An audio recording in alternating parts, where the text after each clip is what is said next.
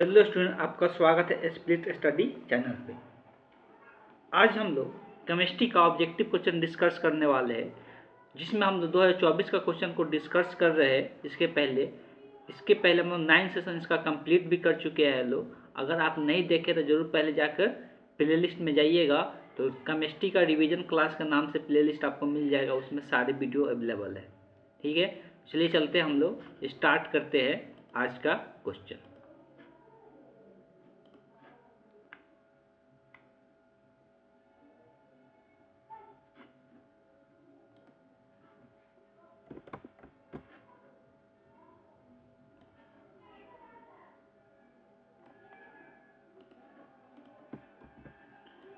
इस क्वेश्चन में पूछा है फॉर्मेलिन के व्यापारिक नाम क्या है। यहाँ फॉर्मेलिन का व्यापारिक नाम की चर्चा हो रहा है, तो इसको डायरेक्ट सबसे पहले याद रखना है कि अगर हम लोग बात करेंगे फॉर्मेलिन किसको कहते हैं, तो बेसिकली जो फॉर्मेलिन होता है ना,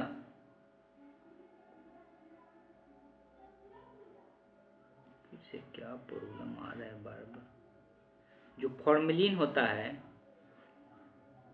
वो हम लोग मेथेनॉल को कहते हैं। मेथेनॉल के किसको कहते हैं? मेथेनॉल को कहते हैं। फॉर्मेलिन जो होता है वो मेथेनॉल को कहते हैं। सबसे पहले ये ध्यान में रखना है। तो जब क्या हो रहा है, जब हम लोग चर्चा करते हैं, इसके पहले भी वीडियो में ये दिक्कतें आ रहा था, फिर से ये प्रॉब्लम देखने को मिल रहा है।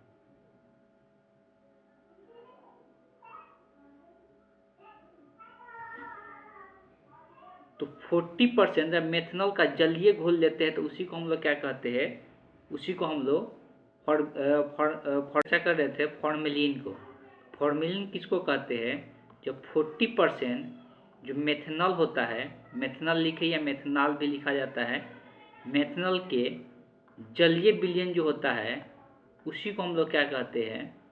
जलीय विलयन घोल को ही हम लोग किस नाम से जानते हैं? तो इसी को हम लोग फॉर्मेलिन के नाम से जानते हैं। फॉर्मेलिन के नाम से जानते हैं। हमको पता है, अगर मेथेनॉल का स्ट्रक्चर देखेंगे, यहाँ पे कौन सा अनुलग्न ऐड है? तो अल ऐड है। ये अल जो होता है ये किसका अनुलग्न होता है? तो ये एल्डिहाइड का अनुलग्न होता है। जो एल्डिहाइड होता है उसी का अनुलग्न होता है अल होता है। अब एल्डिहाइड में मेथेनॉल मतलब एक ही कार्बन है, तो एक ही कार्बन का स्ट्रक्चर जब हम लोग बात करते हैं तो यहाँ पर एक हाइड्रोजन रहेगा, तभी जाके दोनों तरफ हाइड्रोजन रहेगा, तभी जाके एक कार्बन का लाएगा। मेथेनॉल हम लोग किसको कहते हैं? मेथेनॉल का जो क्रियात्मक समूह होता है CHO होता है। क्या होता है? CHO होता है। यहाँ पर बॉन्ड फ्री होता है, इसके साथ कोई भी एल्केलिक समूह जुड़ सकता है, एल्किल समूह जुड़ सकता है, जिसमें अगर इसमें हाइड्रोजन, इस R की जगह हाइड्रोजन जुड़ जाता है, इसी को हम लोग क्या कहते हैं? एक ही कार्बन का चयन है, मेथेनॉल का नाम से जानते हैं। इसी को हम लोग एक और नाम से जानते हैं, इसी को हम लोग और क्या बोलते हैं? तो फॉर्मल्डिहाइड के नाम से भी जानते हैं। इसी को हम लोग एक और नाम देते हैं, फॉर्मल्डिहाइड के नाम से जानते हैं। फॉर्मल, जो करेक्ट ऑप्शन हो जाएगा option see the correct option हो जाएगा। कुछ टेक्निकल एरर चल रहा है, इसलिए कुछ दिक्कतें आ रही है वीडियो बनाने में। ठीक, चलिए चलते हैं। इससे कुछ रिलेटेड चीज़ें हम जानते हैं। अब यहाँ पे क्या होता है, जितना भी ये क्रियात्मक समूह होता है, क्रियात्मक समूह का अनुलग्न क्या ऐड होता है, इस चीज़ को याद रखना बहुत जरूरी होता है। इसको एल्डिहाइड कहते हैं। इसी को हम लोग सबसे पहले आते हैं अल्कोहल पे। तो अल्कोहल को हम लोग OH समूह जो आता है उसको हम अल्कोहल कहते हैं।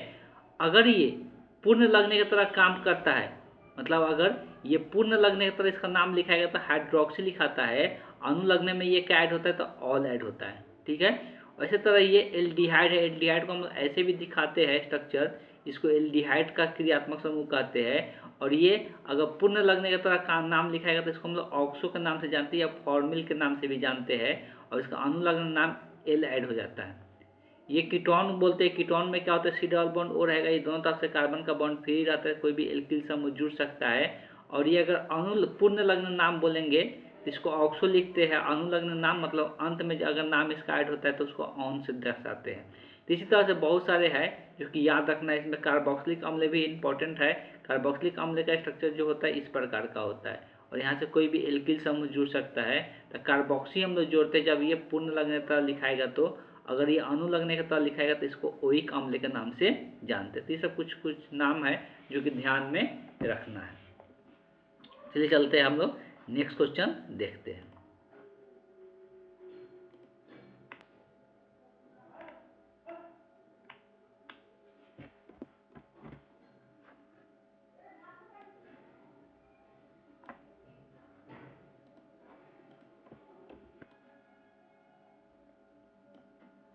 यहाँ बात हो रहा है एल्डिहाइड का ऑक्सीकरण।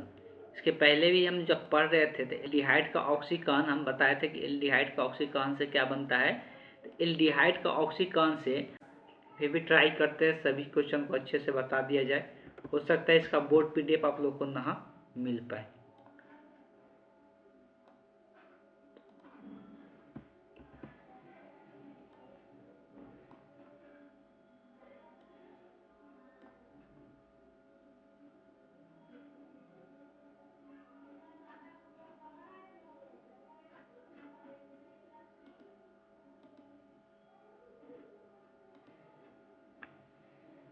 अगला क्वेश्चन है जो कि एल्डिहाइड का ऑक्सीकरण से क्या प्राप्त होता है।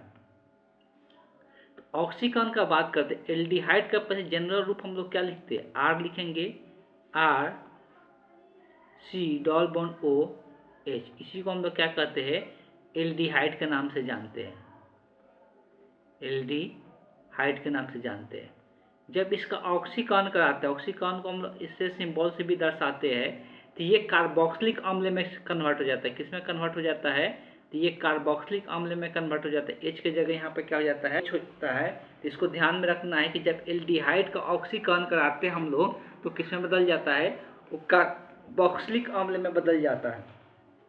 तो याद होना चाहिए कि इसको हम लोग जब हम इसका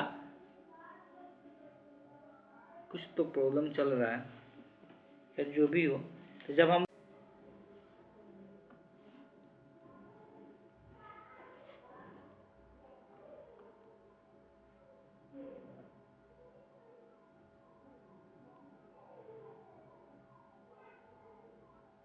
कैसे टाइप हो रहा है पता नहीं। ये समझ में आ गया, जो बताया था इसके पहले वो इरेज हो चुका है। ये चीज़ बता रहे थे कि एल्डिहाइड का ऑक्सीकरण से क्या होता है, कार्बोक्सिलिक अम्ल का निर्माण होता है। किसका निर्माण होता है, कार्बोक्सिलिक अम्ल में से। तो ये अल्कोहल का निर्माण नहीं होता है, कीटोन का भी निर्माण नहीं होता है, ईथर का भी निर्माण नहीं होता है। किसका, एक अम्ल का निर्माण होता है। तो इस क्वेश्चन का जो करेक्ट ऑप्शन होगा, option D the correct option हो जाएगा। अल्कोहल के बारे में पता है कि ये क्या होता है, OH समूह जुड़ता है तो इसको अल्कोहल कहते हैं। कीटोन किसको कहते हैं, जब C डबल बॉन्ड O इधर भी एल्किल समूह होना चाहिए, इधर भी एल्किल समूह होना चाहिए, तो इसको कीटोन कहते हैं। ईथर बोलते हैं जब O के तरफ से दोनों तरफ क्या होता है, एल्किल समूह जुड़ा रहता है, तब इसको हम लोग ईथर का नाम से जानते हैं। तो यहाँ पर जो बन रहा है वो कौन सा बन रहा था, तो एक अम्ल का निर्माण हो रहा था। इसलिए इस क्वेश्चन का जो करेक्ट ऑप्शन होगा, option D the correct option हो जाएगा। चलिए चलते हैं नेक्स्ट क्वेश्चन देखते हैं।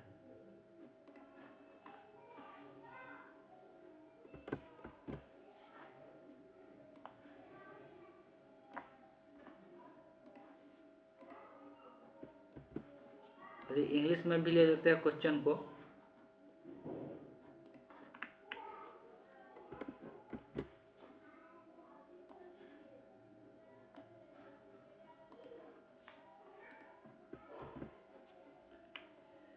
तो बात कर रहे हैं यहाँ पे किसका, तो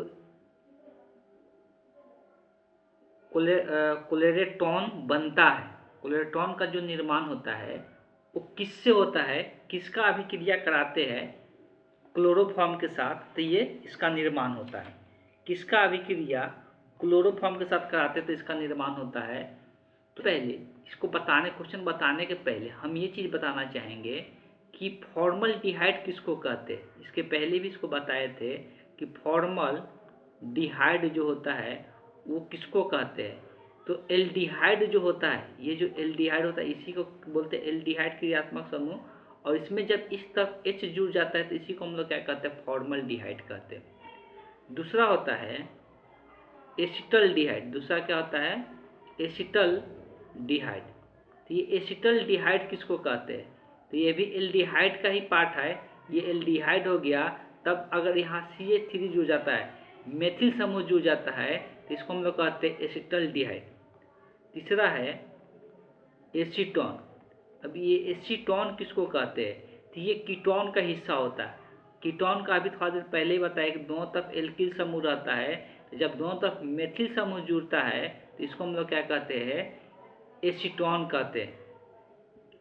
बेंजल्डिहाइड किसको कहते हैं, चलिए इसको भी बता ही देते हैं। बेंजल्डिहाइड,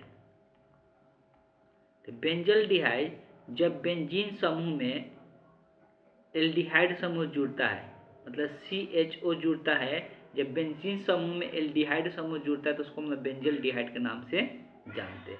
अब आते हैं कि बोल रहा है कि ये जो क्लोरोफॉर्म होता है, क्लोरोफॉर्म इसके पहले भी इसका स्ट्रक्चर हम बता दिए थे कि इसका स्ट्रक्चर जो होता है CHCl3 होता है, CHCl3 होता है। तो जब एसीटोन किसका, एसीटोन का अभिक्रिया, जब एसीटोन का अभिक्रिया क्लोरोफॉर्म के साथ कराया जाता है, अभी बताया कि एसीटोन का जो स्ट्रक्चर होता है तो CH3 C double bond OCH3, इसी को हम लोग क्या कहते हैं, एसीटोन कहते हैं।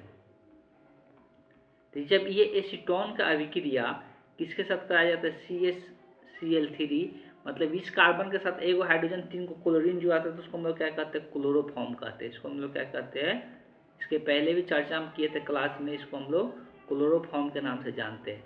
जब इसका अभिक्रिया इसके साथ कराया जाता है तब KOH के उपस्थिति में तब ये क्या बनता है, ये हम पहले जब पढ़ा रहे तो उस टाइम इसको हम नहीं कराए थे, यहाँ पे हम करा देते हैं। तो CH3, ये दो CH3 इस पर जो दिख रहा है वही है। एक तरफ ये जो C डबल बॉन्ड O दिख रहा है OH बन जाता है, और एक यहाँ पर CCl3 जुड़ जाता है। तो इसी को हम लोग क्या नाम लेते हैं, तो इसी को हम लोग कहते हैं क्लोरेटोन। क्या कहते हैं, क्लोरेटोन के नाम से जानते हैं। तो एसीटोन का अभिक्रिया जब क्लोरोफॉर्म के साथ कराया जाता है तो किसका निर्माण होता है, क्लोरेटोन का निर्माण होता है। इस बात को ध्यान में रखना है। तो इस क्वेश्चन का जो करेक्ट ऑप्शन होगा ऑप्शन सी द करेक्ट है। ये सब नाम तो इम्पोर्टेंट है ही, फॉर्मल्डिहाइड, एसिटल्डिहाइड, कीटोन, बेंजल्डिहाइड, ये सब नाम जरूर ध्यान में। क्लोरो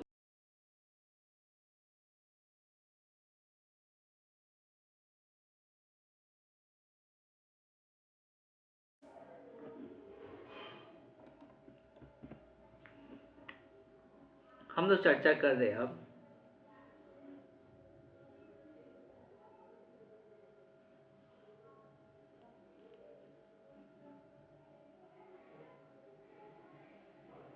कि ये संतृप्त मोनोहाइड्रो कार्बोक्सिलिक अम्लों का सामान्य सूत्र क्या होता है, इसके बारे में चर्चा कर रहे हैं।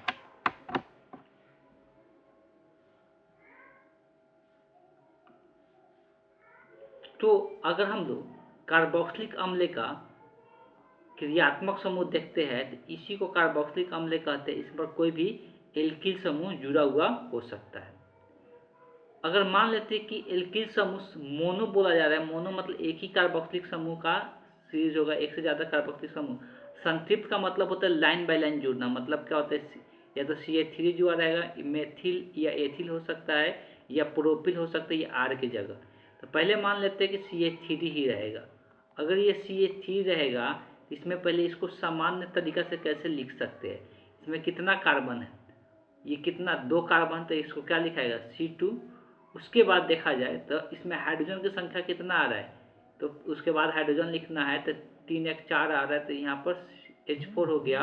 और ऑक्सीजन की संख्या देखेंगे तो ऑक्सीजन की संख्या यहाँ पर कितना है, 2 है, तो O2 हो गया। अब अगर हम लोग यहाँ से बात करेंगे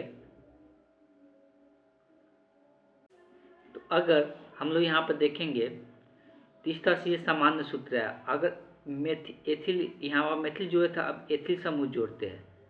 जब एथिल समूह जोड़ेंगे तब इसका इक्विवेलेंट स्ट्रक्चर लिखें, तो अब इसमें कितना कार्बन है, 3। हाइड्रोजन जोड़ेंगे तब 5 1 6, तो हाइड्रोजन कितना हो रहा है, 6। ऑक्सीजन हमेशा कितना, तो ऑक्सीजन हमेशा 2 ही रह रहा है। हाइड्रोजन की संख्या जितना कार्बन रह रहा है उससे दुगना हाइड्रोजन हो रहा है। तो आप देख सकते हैं इसमें कार्बन N है, तो हाइड्रोजन की संख्या यहाँ पर दोगुना नहीं है, तो ये ऑप्शन नहीं हो सकता है। इसमें दोगुना है लेकिन ऑक्सीजन इसमें 2 नहीं है, तो ये भी ऑप्शन नहीं हो सकता है। इसमें दोगुना है तो इसमें ऑक्सीजन भी 2 है, तो यही ऑप्शन क्या हो जाएगा, करेक्ट हो जाएगा। इसमें तो दोगुना है नहीं, इस तरह से देख सकते हैं। तो इस क्वेश्चन का जो करेक्ट ऑप्शन होगा ऑप्शन सी द करेक्ट। तो ये सामान्य सूत्र याद भी रखना है। अब चलते हैं हम लोग नेक्स्ट क्वेश्चन देखेंगे।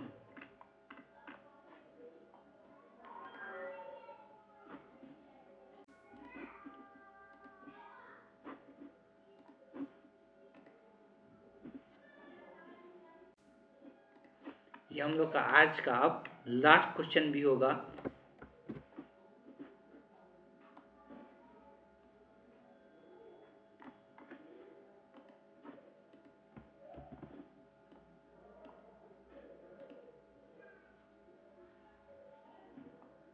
अब मेरे पर चर्चा हो रहा है कि फॉर्मिक अम्ल जो एवं फॉर्मल्डिहाइड का निम्नलिखित में किससे विभेद किया जाता है। विभेद का मतलब होता है किससे अंतर किया जाता है, कि दोनों में अंतर किस तरह से अंतर किया जाता है, तो ये दोनों यौगिक में किस प्रकार से अंतर किया जाता है उसके बारे में जानना है।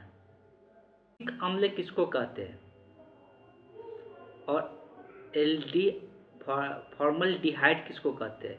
तो अभी अगर हम चर्चा करते हैं, थोड़ा देर पहले ही हम लोग चर्चा किए कि फॉर्मल्डिहाइड किसको कहते हैं। तो फॉर्मल्डिहाइड बेसिकली यही होता है HC⋅OH, इसी को हम लोग क्या कहते हैं, फॉर्मल्डिहाइड कहते हैं। फॉर्मिक अम्ल किसको कहते हैं, तो ये कार्बोक्सिलिक अम्ल का पार्ट होता है। जब इस R के जगह मेथिल समूह जुड़ जाता है तो इसी को हम लोग क्या कहते हैं, फॉर्मिक अम्ल कहते हैं। अब ये दोनों को विभेद करने के लिए कौन काम करता है, तो टॉलेन अभिकर्मक काम करते हैं। यही याद रखना है कि दोनों को विभेद करने के लिए कौन सा अभिकर्मक काम करता है, टॉलेन अभिकर्मक। टॉलेन अभिकर्मक का अगर स्ट्रक्चर जानेंगे तो ये होता है AgNH3 2OH, इसको हम लोग टॉलेन अभिकर्मक कहते हैं। स्ट्रक्चर भी ध्यान में रखना है। तो इस क्वेश्चन का जो करेक्ट ऑप्शन हो जाएगा वो टॉलेन अभिकर्मक हो जाएगा। तो इस तरह से हम लोगों ने टोटल 70 क्वेश्चन कंप्लीट कर चुके हैं। अब इसके बाद भी अभी हम लोग ऑब्जेक्टिव का ही डिस्कशन करेंगे। कम से कम 3 से 4 साल का ऑब्जेक्टिव क्वेश्चन डिस्कस किया जाएगा विथ पूरे एक्सप्लेनेशन के साथ कि पूरा केमिस्ट्री रिवीजन हो सके। ठीक है, तो आज की क्लास को हम यहीं पे एंड करते हैं। नेक्स्ट क्लास में आगे का क्वेश्चन डिस्कस हम लोग करेंगे।